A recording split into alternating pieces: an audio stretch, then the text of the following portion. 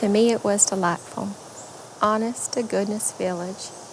There were brick walks that the Village Improvement Society built. Then they had oil lamps on the streets. Nearly everybody in town had half to 1 acre of ground. It was just a delightful atmosphere. I still can't get over it. I still say, I'm going to the village.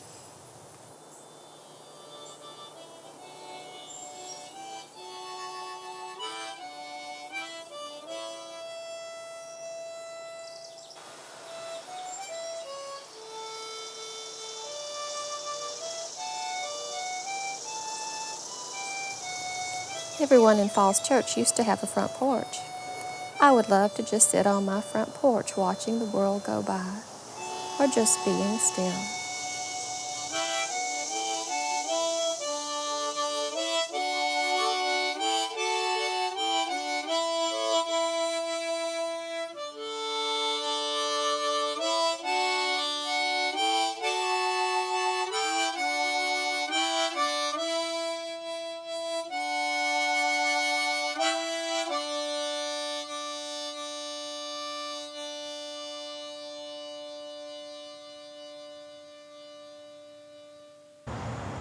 Hi, Shirley.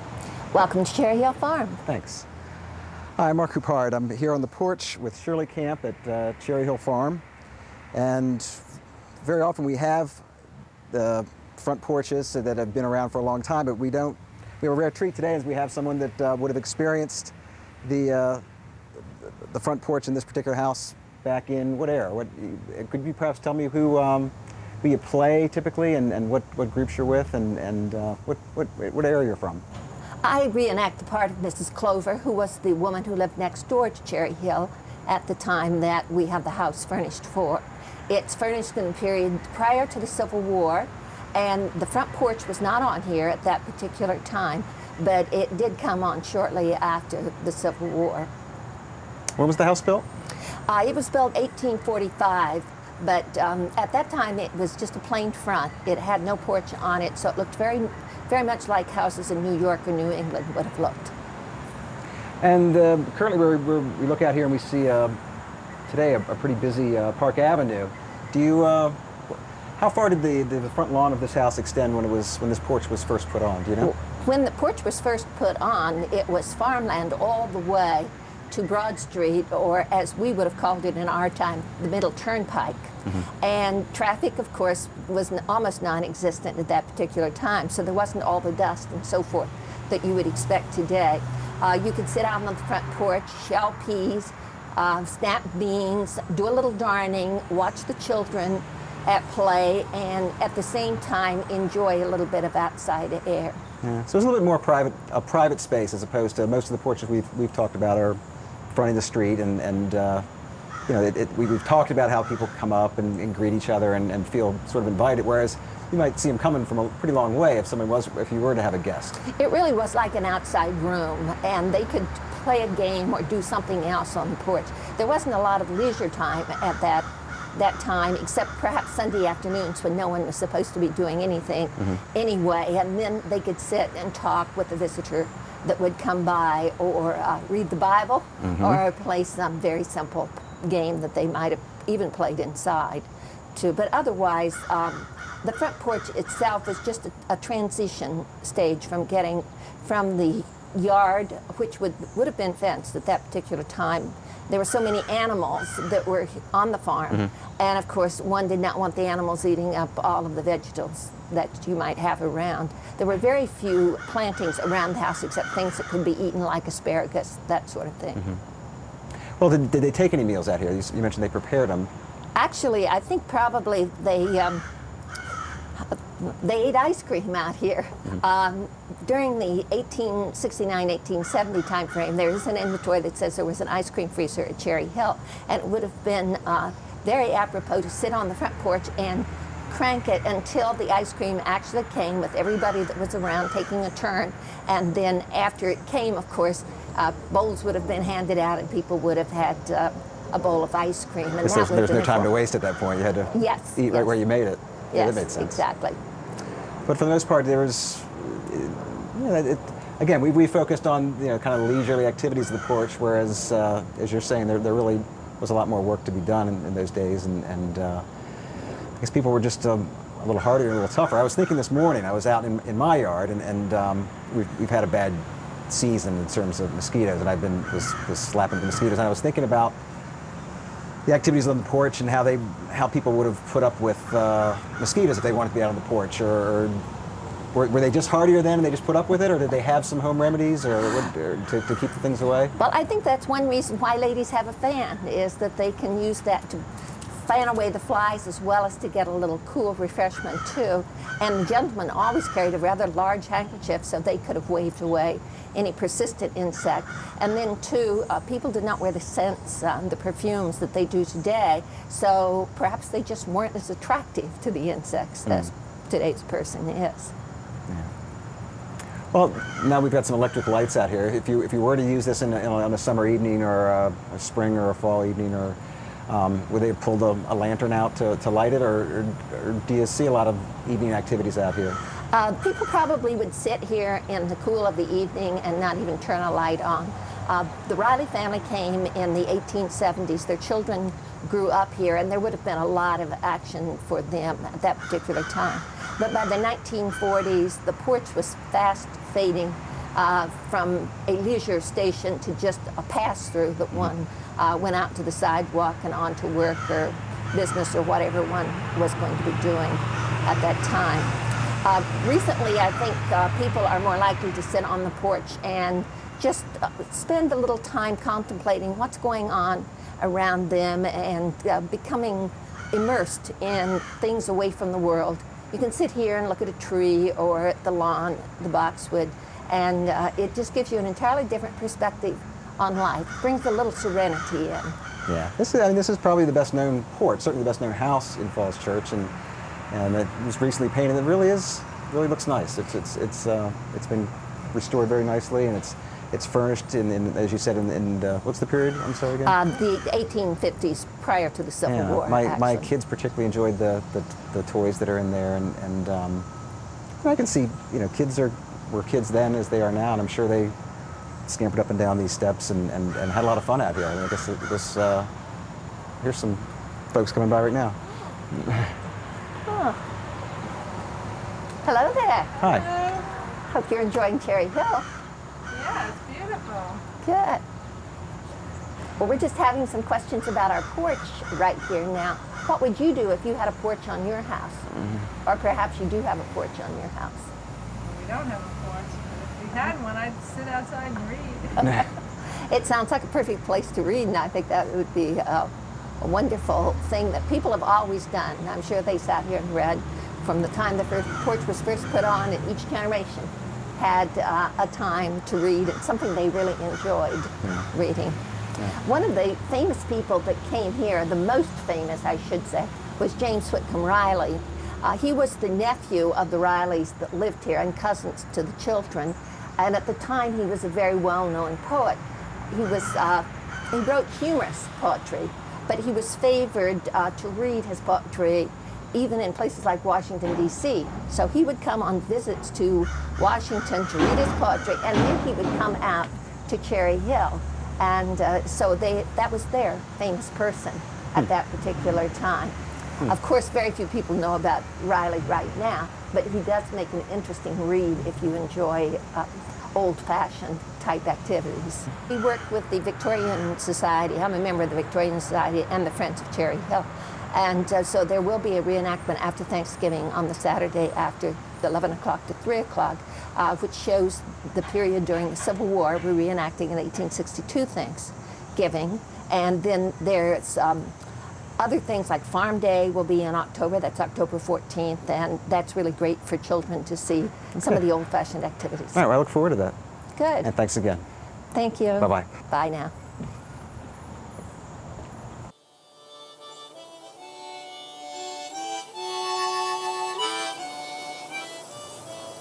Nearly every street in Falls Church was arched over with trees.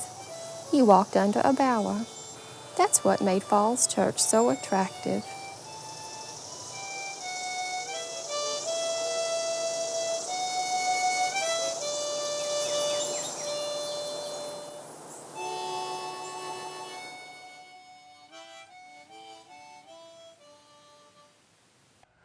Hello, Barbara. Hi, Dave. How you doing? Great. Good. We're having fun under the black oaks.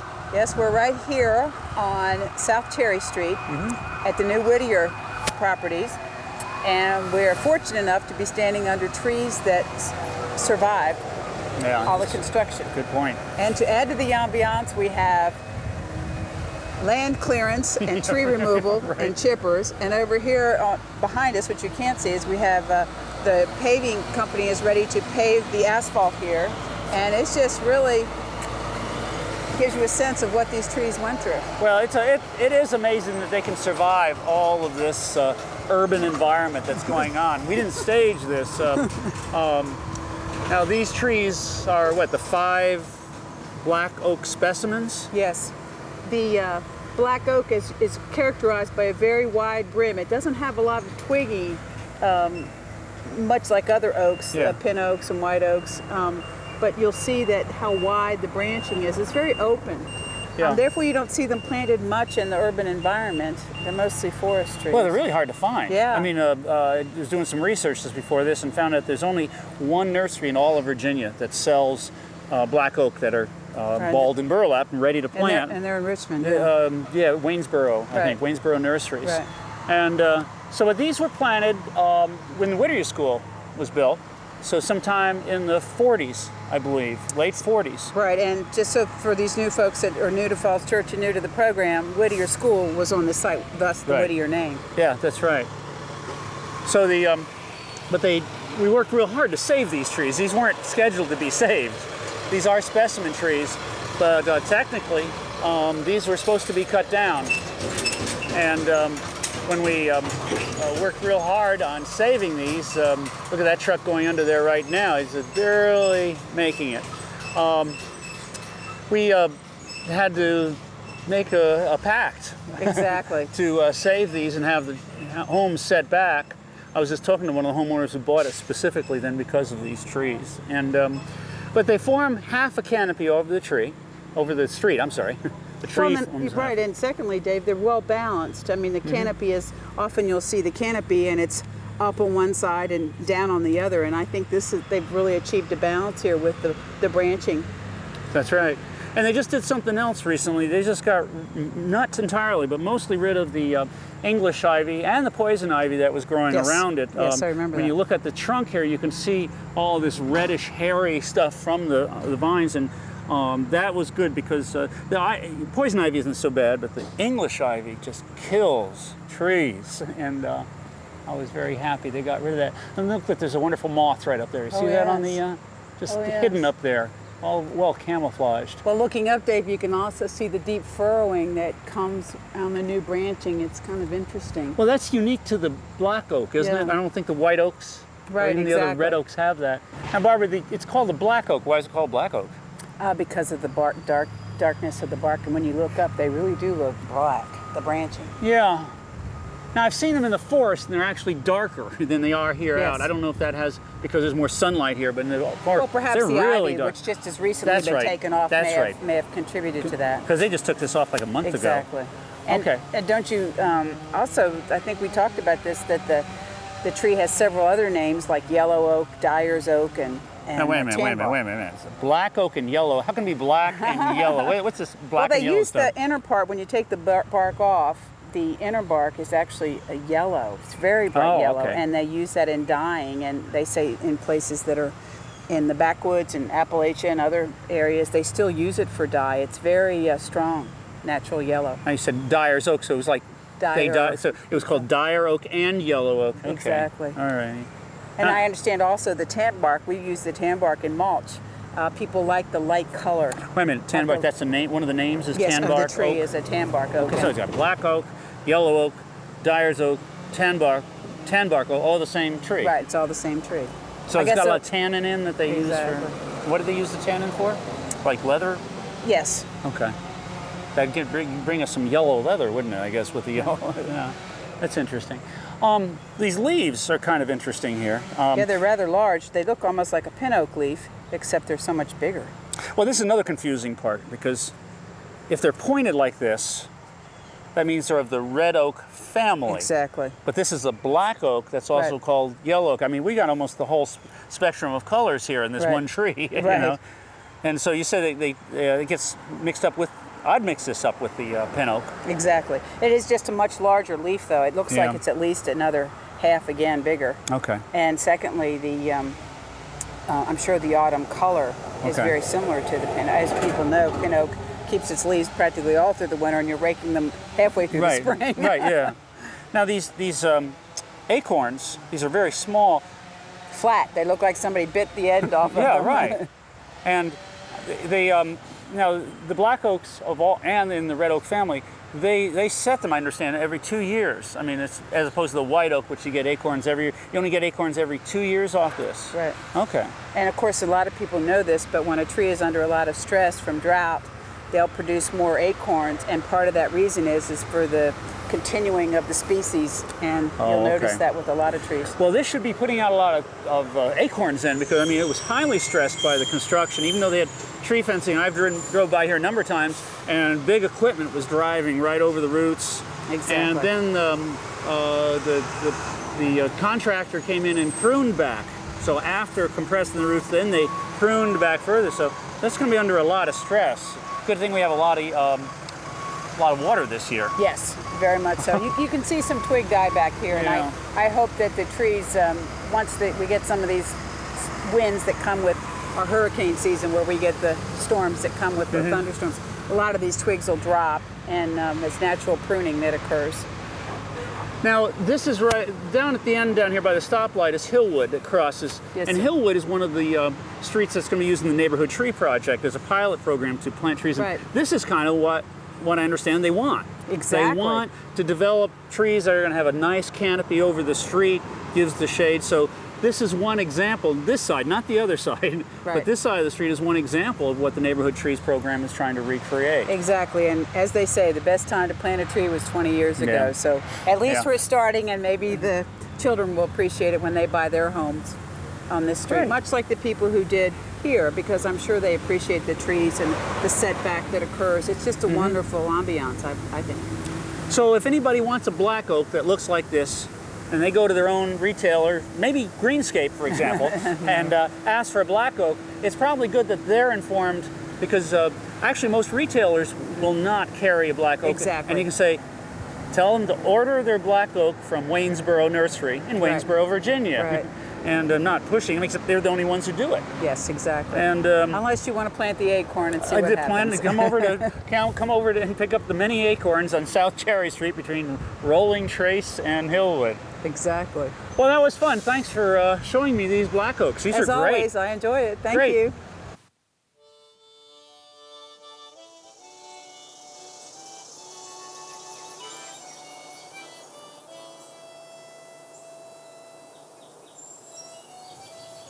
Uncle George used to take me down to Mankin's Notions and Dry Goods, a corner store at Broad in Washington, where the office building is now. She always had candy, which was something we couldn't have at home.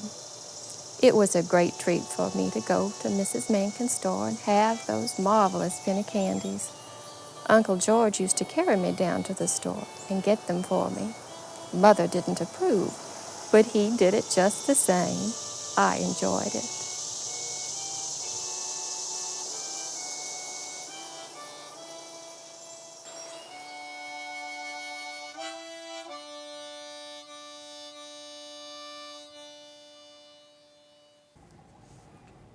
Hi, I'm Mike Diener, and we're at another gathering spot here in Falls Church. Can you tell where we are? Let's follow the cowboy and see where it leads us.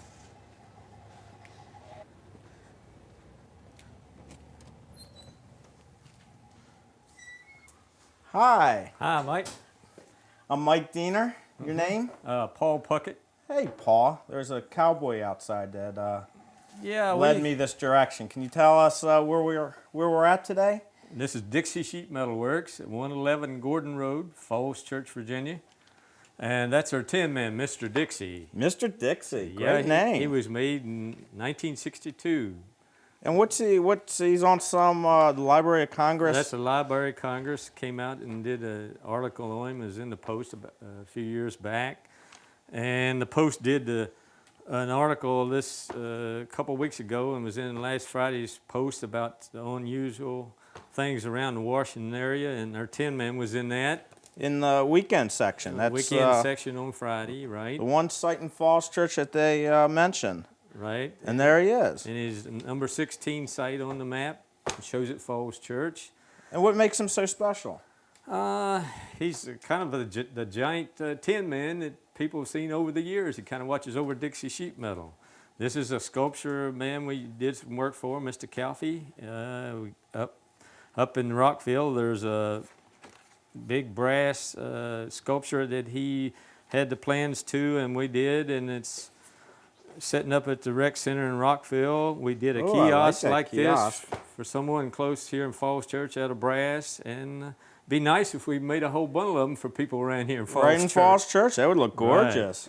Right. And this is a fountain for Jimmy Lou Mason, a sculptor. She lives in Maryland, and this is up at Columbia Mall. Up at Columbia Mall, that's right. And that's wow.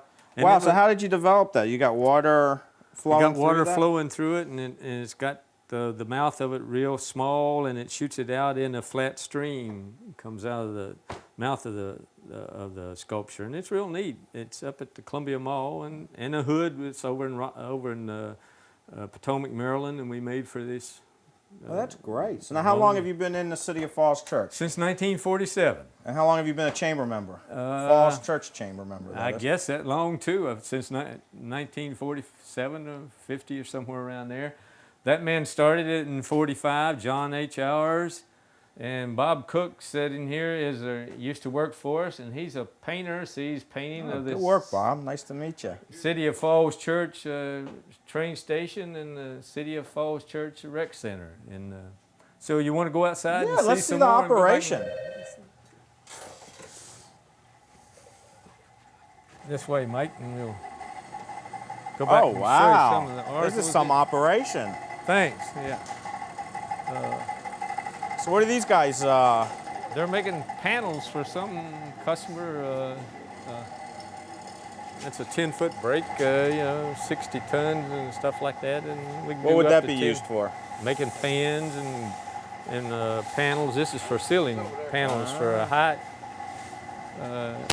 school over in Potomac, Maryland, Bethesda, Maryland. Okay. Yeah.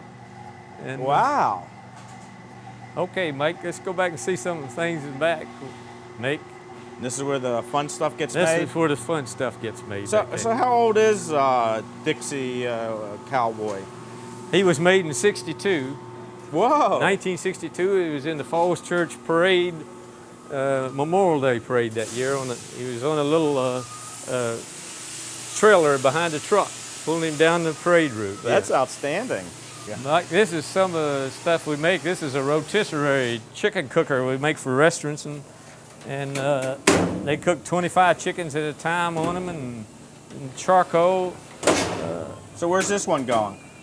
This goes to Herndon. Two of them go up to Herndon, and there's one goes down in Arlington, and one goes over Maryland. Mike, let me show you some of the other things we make here. You making a boat here or something? Eric, what is this anyway? It's a roof. It's a what? A light fixture. A light fixture. Yeah, it's we really did these beams, cut That's out pretty for solid. so they fit on What's there. What kind of metal is this? That's aluminum. Yeah, and so it's a light fixture, right? Yep. So where's it go at? Museum or someplace like that? No, I don't say, but. How long does it take to make one of these? I don't. It was probably a day on that one day, maybe 8 hours or something. About a day so far. We're up to here now. Yeah. So everything. It seems like everything you do is almost new and custom built. It's custom made. Yeah. Oh, that's And here's great. something we got. We got a computer. You got computers here? Here? Yeah, we cut out shapes and forms. See that silhouette? We made a bunch of those for a company over in Maryland. And now John's going to make you a present. You can make me something? Yeah. That fast? He'll show you kind of how he puts this thing in the computer and programs it in. See?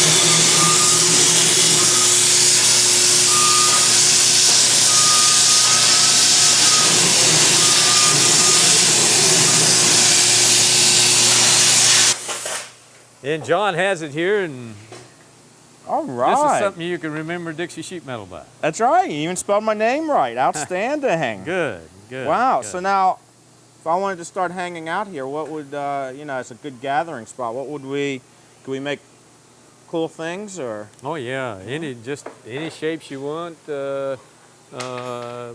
John cuts those things out like for the gas company. Little pedal looks like a what are they, John? Look like a lollipop, Don. Blank off plates for the gas company. And we do any shape you want to on the computer. You know, he can program in your name, and it's just it's Every wonderful day. too. We use it for making ductwork. You know, if you want a squared around fitting or an elbow, John cuts it out on there and then takes it up and rolls it up and weld it together. Yeah. This is excellent. Yeah. So it's a fun place to work. Well, now that I found out his name, Dixie Cowboy, we had a great time and I got a new friend. Come on down to Dixie Sheet Metal.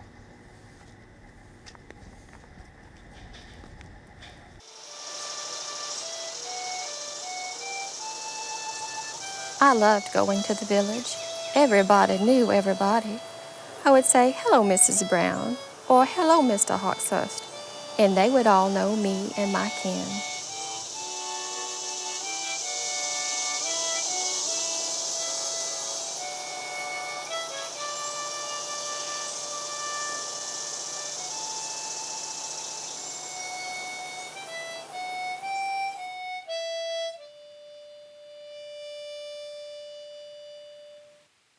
Well, we're here today with one of Falls Church's most familiar faces, Mr. Hap Day. Welcome, Mr. Day. How do you do, sir? It's a great pleasure. It is. This is fun. You and I have crossed swords many times, sir. Oh, I thought it was crossing paths. Oh, is that what With it a was? handshake. Oh, all right. That's great. I'll keep an open mind. Well, a lot of people know you. A lot of people know your face, know your name, say hello to you all over the place. But a lot of people don't know much about Hap Day. Oh. Tell us, when did you first come to Falls Church? Well, I was transferred here from the CNC Hawaii Pacific in 1960 to the Pentagon. And I spent 2 years in the Pentagon. I was in the, what they call flag plot, where I was briefing CNO, Harley Burke, and so on. And my wife and I, the 4 children, had really decided that we'd found a permanent place to settle. We'd been traveling all over. And we had the 4 children in the school system, Fairfax County. And I had moved my church letter from my home outside of Pittsburgh to the Falls Church Presbyterian. The first time I'd ever done that. And so we were community oriented more and more, and we wanted to become more involved, particularly for the children's sake. And frankly, the Navy pay wasn't all that good. So I thought, boy, I got to raise 4 kids, get them into college, something's got to change. So primarily for economic reasons, but also social. I put in my resignation after 24 years in the Navy and retired as a commander. Now, that turned out to be a very interesting change because I went into the life insurance business. And people said, well, that's silly. And I said, no, I've been selling the Navy all my life. I loved it, loved every day I was in the Navy, loved having command of a submarine, loved having command of 2 destroyers, loved running around the Soviet Union for 2.5 years. But now I was ready to try a new career. So for the next almost 30 years, I was in the life insurance business. And that's what really got me into Falls Church, the city. We live in Falls Hill along with Dr. Pace and, of course, Barbara Gordon and the city attorney. Right, Roy Thorpe. Roy Thorpe lives just on the back side of Falls Hill. So Now, Falls Hill is if you're going up by Don Beyer Volvo and the George Mason School on the south side of Broad Street there, Route 7, going up the hill is where back of Falls Sam's Market. Back of Sam's Market. Yeah. Yeah. On one side is Shreve Road and the other side is Broad Street on the Yeah, it perpendicular. goes right up over the hill and down. very delightful community, and shortly after I got out of the Navy and got involved with the community, I became president, which is typical. Right. Anybody who steps backward last is the president. I've been president of everything I've ever belonged to, so it's kind of a... You got to learn to step backward faster. Lord, no. Anyway, the fellow that I was working with in the office said to me, you know, you've got to join the Chamber of Commerce, get business contacts. So I said, well, that's fine. And he said, get on the membership committee. They'll always want people on the membership committee. And then you get to know the new members, you know, before anybody else. I said, well, that's a nice idea. So I did. Latter part of '62, I joined the Falls Church Chamber of Commerce. Smart move. And about a year later, my mentor said to me, how are you and the chamber getting along? Oh, I said, I'm the president. He said, oh, good heavens, he said. I said, membership committee, you know, not the president. But anyway, I did become the president and wound up, a couple of years later, they honored me with the first pillar of the Community Award, which was a great honor, and I was really delighted to get that. Now, I kept my membership up until, well, actually, till today. Keep in mind the 14 years that I was president and CEO, I was not a dues-paying member, but of course I was a member of the chamber. But while I was the president, I got very deeply involved in streetscape. Yes. So that was not an easy job, really, because the problem so often in Falls Church is the business is on one side, citizens are on the other, and there's nobody in the middle. Right. And I found myself in the middle. As a result of that, I got the Businessman of the Year award. Good. For the reconciliation and finally... Well, generally being in the middle means both sides think you're on the other side. Oh, yeah. Well, I remember that some years ago. I was the district chairman of the Republican Party in Providence District. And part of that, of course, is you have to be on the committee of the county. And for some reason or other, the conservatives decided I belonged to them, and the others that I belonged to them. And so they each put out a slate, and I was on both of them. That's great. Well, it was. The next year, of course, the conservatives didn't like me anymore. So, fie on them. But anyway, that was a memorable run. I really enjoyed it, and actually got Tom Davis started in the business. Wow. To which he will attest as frequently as I see him, which is nice. We're good friends. Okay.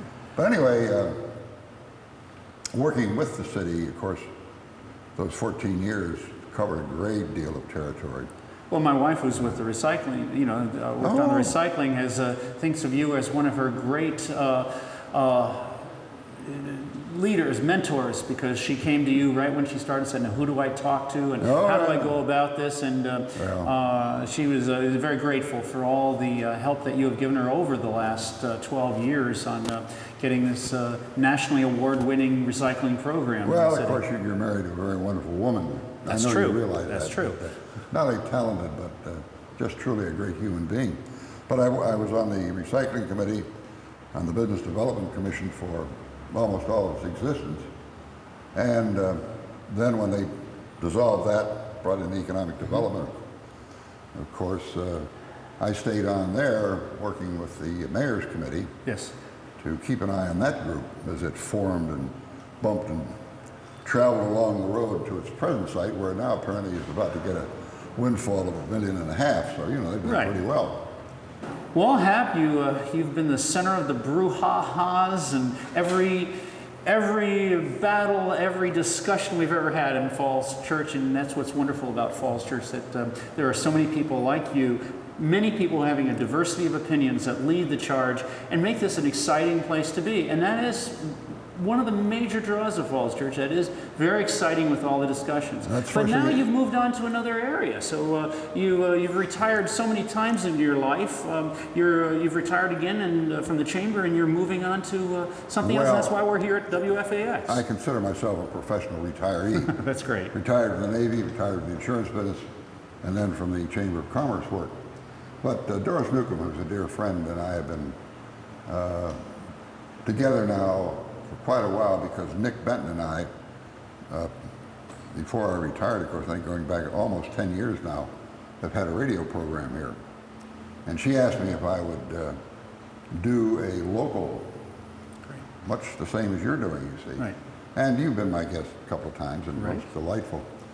So it gives an opportunity to interview people of note, people who have interesting careers, and in every sense duplicates what you're doing, but on the radio for 15 minutes.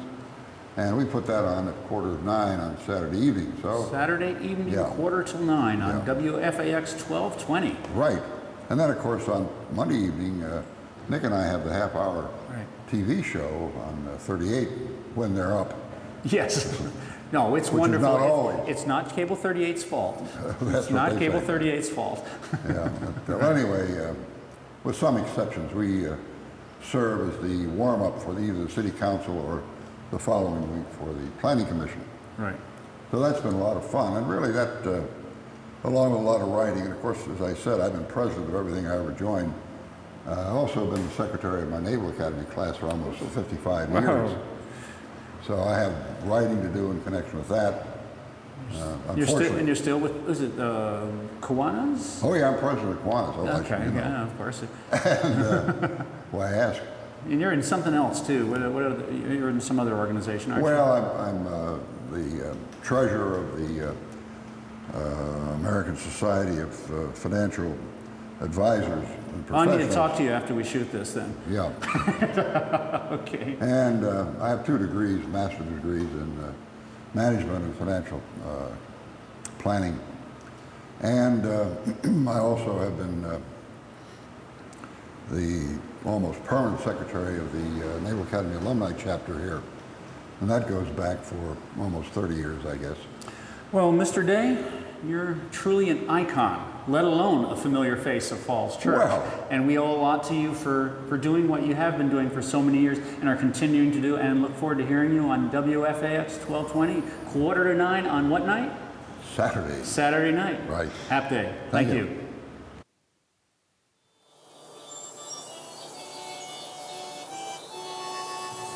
I heard music everywhere in town. A lot of folks had pianos and other instruments in their homes, and I could just walk up and down the street and hear people playing pianos and violins and singing. Some fellas were always sitting on the front steps of the stores down by the crossroads playing harmonica. Of course, there was music at church on Sundays and Wednesdays. A band always played at town picnics. One of my favorite things was dances at the Oddfellows Hall.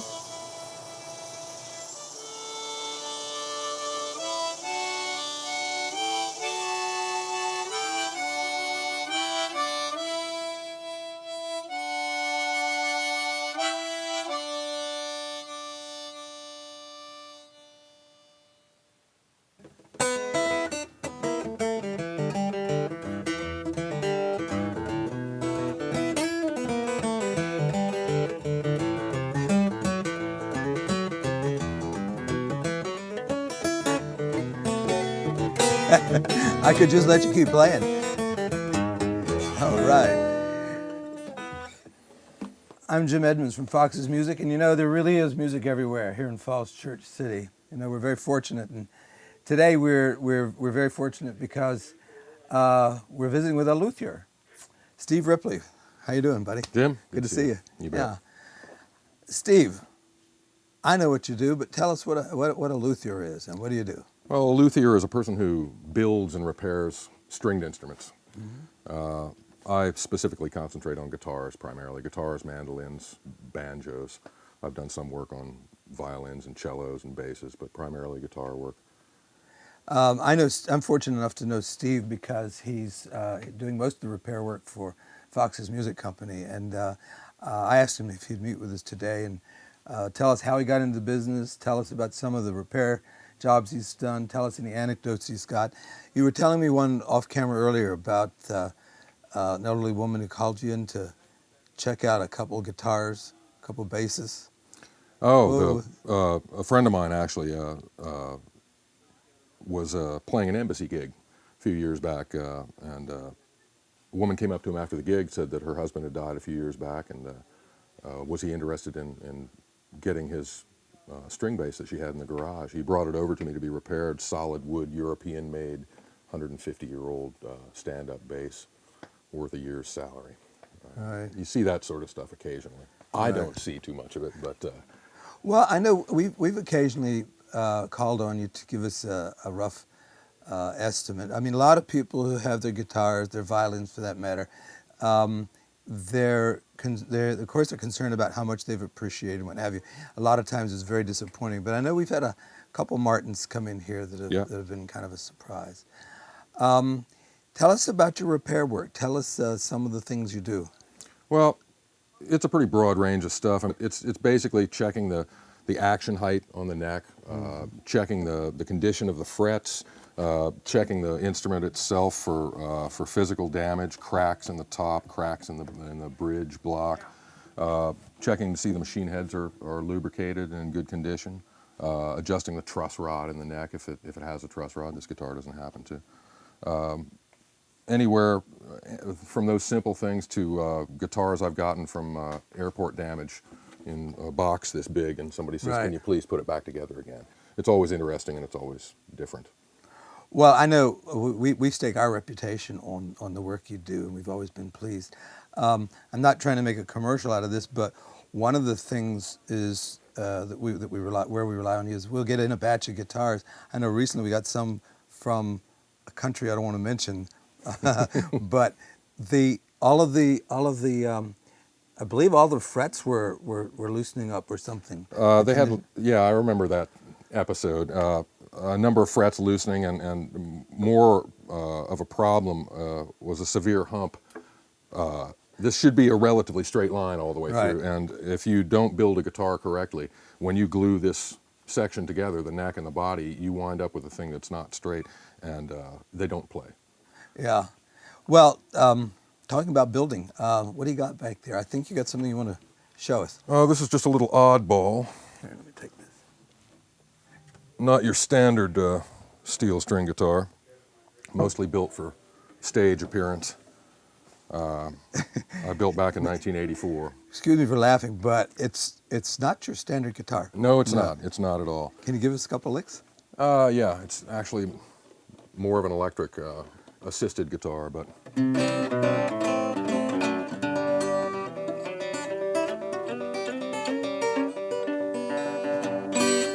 And it's horribly out of tune. But Steve, this is the first time I've noticed this, but how is this to bracket it or to brace it? What is that? Actually, the neck on this guitar is one piece. I don't know if the camera can see the lines right here or not. But the neck, this block is all part of the neck. And I did it mostly because the body's so thin here, there's very little structural support for all the pressure that a guitar neck, the strings exert on a guitar neck. So I needed something solid in there to give it some stability. Right. And where did you get the materials for this? Some of the materials in this guitar, actually most of the materials in this guitar came from a fellow by the name of Joseph Wallow, who you are, I believe, familiar with. He was a well-known repairman, violin repairman in the area, did a lot of the symphony orchestra instruments over the years, and he also built guitars. Went out of business a number of years ago, but I met him about 15 years ago looking for longer than normal spruce. Normal guitar top is obviously more like this guitar I was playing a moment ago. This is excessively long, and no one had it. And I wandered into his shop and asked him if he had any long pieces of spruce. And after berating me for being a long-haired musician and a guitar player and all the things that he didn't like about modern music, he brought this German spruce out from the back, and also a piece of Honduras mahogany book matched on the back. The sides used to be my Uncle Charlie's kitchen cabinets in his house on Rosemary Lane, so they went to a good use. Wow.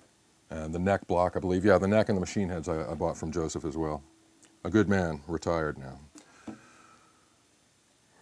Well, I know we're really happy to have you as our luthier, our repair person at Fox's Music, and I know we've had an awful lot of people are very satisfied. How do our viewers, how do our customers get in touch with you? I mean, how do you make a buck out of this? How do I make a buck out of this? The best way, given the situation, is bring them here, bring them to Fox's. I have a fairly large customer base of people I've been dealing with for years, mostly through word of mouth, since '82 when I came back here. But primarily that's the simplest thing for somebody, if they're listening, to do, is just bring them here to your store. Yeah, well, I knew that, and thanks very much for that little pitch. Steve, I know you're a great musician, and I'm kind of wondering how you got into being a luthier. Didn't you play in a group at one time?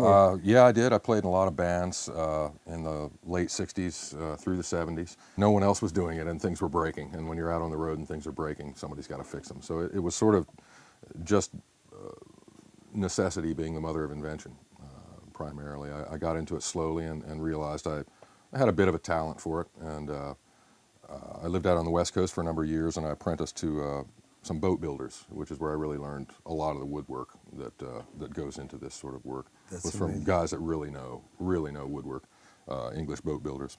And it's just been an evolving thing. Unfortunately, the musical career sort of took the back seat to the repair career. There's a lot more regular money in fixing them, it seems, than there is in playing them anymore.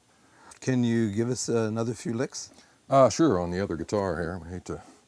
I see that's a Martin. Now, yes, it is. Is that a particularly old one? It's a 1944 D18. Wow. The inlay is not original, so it's probably worthless on the market, but other than that.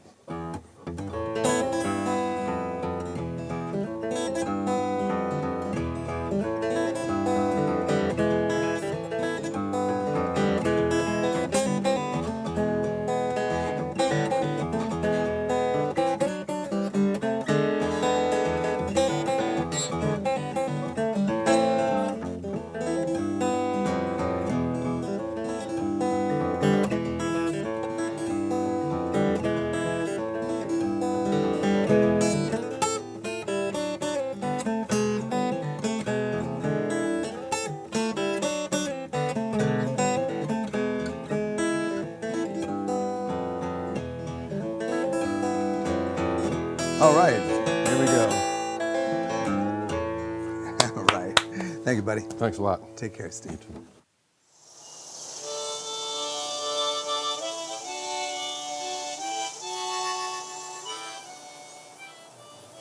Sometimes I would walk to and from the village along the roads, but I loved to walk the trails and alleys behind houses, through fields and woods. It just seemed more special.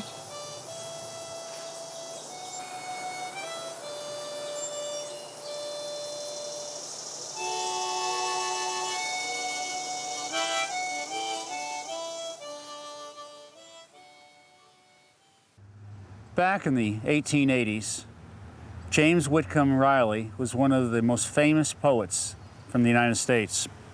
He was known as the nature poet. And one of his most famous poems was called Out to Old Aunt Mary's. Let me read you the first stanza. Wasn't it pleasant, O brother mine, in those old days of the lost sunshine, of youth when the Saturday's chores were through, and the Sunday's wood in the kitchen too, and we went visiting, me and you, out to old Aunt Mary's. James Whitcomb Riley's Aunt Mary was Mary Riley, who lived in Cherry Hill Farmhouse, that's still in the city of Falls Church on Park Avenue, around 300 Park Avenue. I'm standing here on Park Avenue, where Virginia Avenue comes in, right across from the Mary Riley Styles Library, and we're here at the Historic Trail Information Kiosk that was put up a couple of years ago. And we're at the beginning of a trail we call Riley Trail that goes through Cherry Hill Park. We're going to take one of the trail guides of the historic trail that's throughout Falls Church that was printed a number of years ago. From the kiosk on Park Avenue by the Mary Riley Styles Library, I'm walking up the Riley Trail. Starts as a dirt path right at the White Pine Forest here. This was planted in 1928 by Joseph Harvey Riley. It replaced a apple orchard that was aging and he had to take down. And planted these beautiful pine trees. They're very tiny, and they've now grown into towering giants. My daughter used to call this the Jumanji Forest after the children's book and the movie. But this is the beginning of the Riley Trail, and let's look and see what we can find as we walk along this trail. This is the last grove of trees in Falls Church. It's a pure grove, planted of the same kind of tree in rows. And it gives a very humbling sense, much like the feeling you can get in the redwoods of California, just being amongst these giants and looking up at them and walking through them. And this is the beginning of the Riley Trail. It's a wonderful place. Wish we had more places like them. As we walk up the trail and past the barn that's on our right, that's an antebellum barn. That means built before the Civil War. It's the last one of its kind that's still in existence within the Beltway in Northern Virginia. I want to show you a book called Cherry Hill Farm that you can still get in the library, local library. It was printed in 1971. And on page 49, it has a wonderful picture of what the farm used to be like and where all the crops were. And standing right here by the barn gives us a good place, a reference point, because the barn is in the picture. Right here was the old vegetable farm, primarily, and also having strawberries. And back of us, of course, was where the apple orchard was. And just toward the barn, there was an arbor of white grapes. Now this was all called Old Virginia Avenue right here. This is actually a dirt road, the trail we're on right now, and it's the extension of Virginia Avenue. So believe it or not, we're walking on a former farm road. And the playground that's right here by the barn is very popular, and especially when we have the summer concerts in the park. This place is really teeming with kids and running all over the place, and their parents running after them. Let's walk up the old country road we now call the Riley Trail and see what we can find.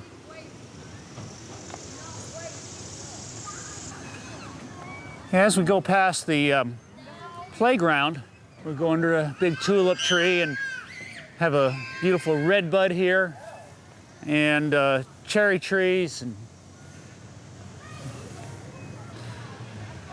when you get up to the big old double-liter red maple that's right here on the left, it's time to look out on the right to the field. Just beyond where the hayfield was, they grew plum and pear trees. They had an orchard there, and just on the other side of that was an old peach orchard. Now, legend had it that there was a Civil War battle there, but more recent investigations have indicated that the peach orchard of the Civil War battlefield was way over by Seven Corners, but still a nice legend here. But there definitely was a peach orchard right there. So just imagine all the fruit tree orchards right around here. So let's head into the next section of the Riley Trail, back into the shade of the big tulip trees.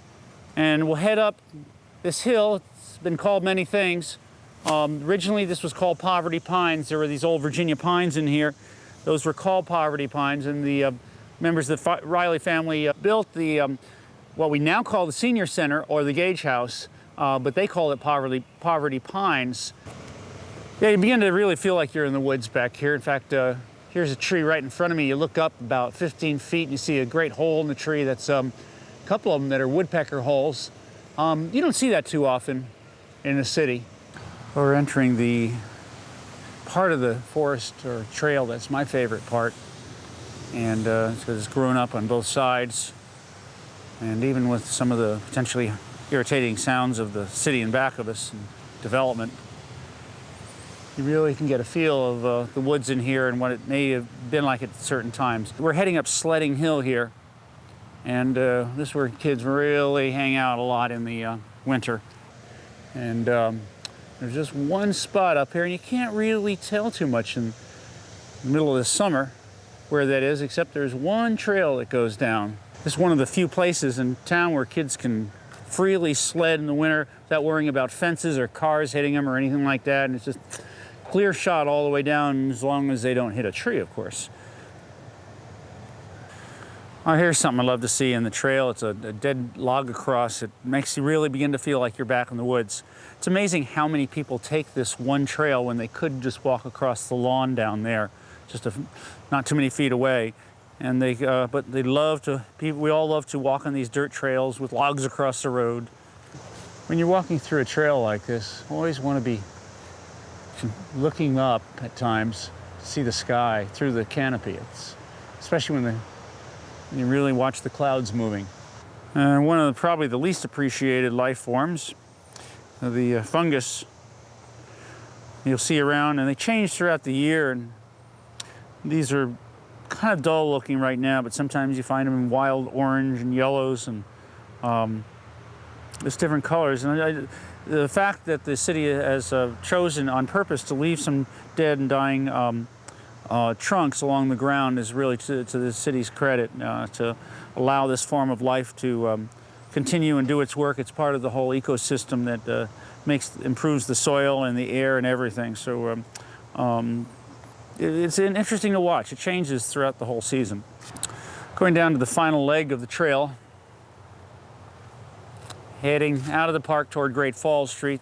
And this is a wonderful trail, one of my favorites in town. And when I get to the end of the trail, I kind of feel like turning around and walking back up again. And I really recommend you come in May, especially when the May apples are up. They're not up now, but they're all over the place in May. As you make the turn onto the brick sidewalk at Cherry Hill Park by Great Falls, you can take a little stroll along the sidewalk toward the Senior Center, Gage House, and sit on the front porch and imagine what this place was like 100 years ago.